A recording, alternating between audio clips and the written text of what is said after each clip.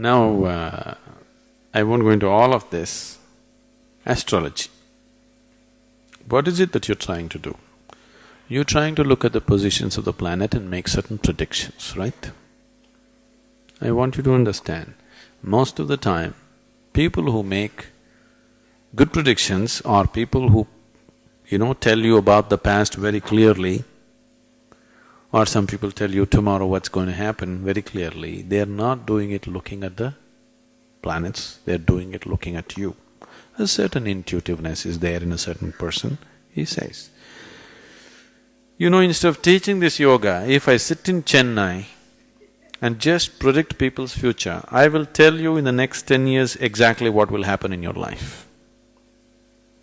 Within 3 days, I will have a reputation that half the Chennai will be standing in queue. Very easily I can do that.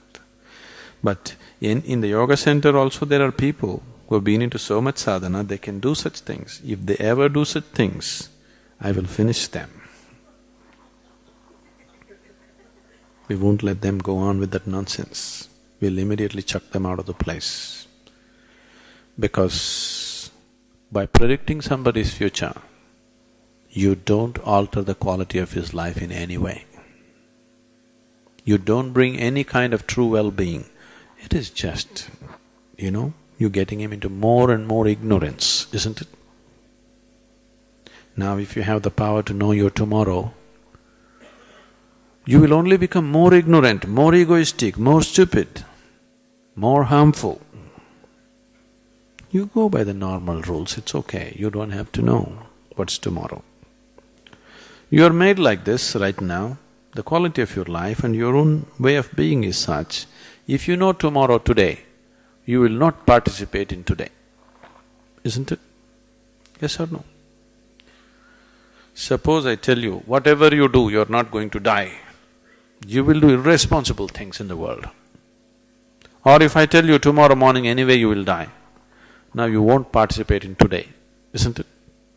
So, you should not know the future.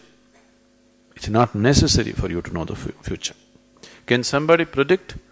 Yes, sometimes. But that's not 100%. It's never 100%. Every object has a certain influence on you. See, right now this vessel, because of its shape and its material, it has a certain influence. It has a certain vibration emanating from it. If I allow this vessel to influence me, I keep him next to me because he's quite a good friend. I'm not keeping a plastic pot because I don't like the things that he says. I keep this one because, he's saying pleasant things. I am always in good company, please see. But now if I allow this vessel to influence me too much, slowly I will become like a vessel. This will happen to you. Many people have become like vessels, isn't it? Haven't they? They will let things influence them so deeply, they will become like that. No, I won't let this copper vessel to influence me. But being in my company, he is so influenced. You will see, you take another copper vessel, you give me anything. Right now you give me any object. Just give it to me for 20 seconds. I'll hold it in my hand and give it back to you. It will be different. If you're sensitive, you can feel it is distinctly different. So, the question is just this, will you allow objects to influence you or will you influence the objects? Something else. The planets definitely are large objects, so they have certain vibrations, they have some influences on everything around them. If they're close to this planet, yes. Do you know, on Paurnami and Amavasya days, full moon day and new moon day days, people who are little mentally disturbed or imbalanced become much more imbalanced. Yes? Even the ocean is going crazy, isn't it? Do you all go crazy? Twice a month? Some of you are not saying anything.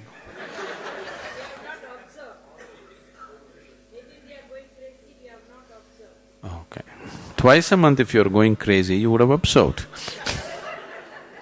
Anyway, please ask your family, they will tell you.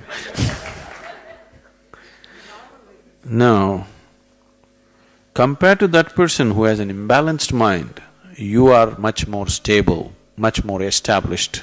Wherever the moon goes, you don't go crazy. If you're much more established, wherever any planet goes, you don't go crazy, that's all. The purpose of your life, the destiny of your life is fixed by you and nothing else but you. Yes, everything has an influence, but what you make out of that influence is still yours, isn't it? But if you're going to be pushed around by inanimate objects, yes, you can be pushed around. To that extent it is true. I am saying, when the divine is functioning within you, when the creator is functioning within you, why are you allowing inanimate things to influence your life? If you allow this dimension to flower in you,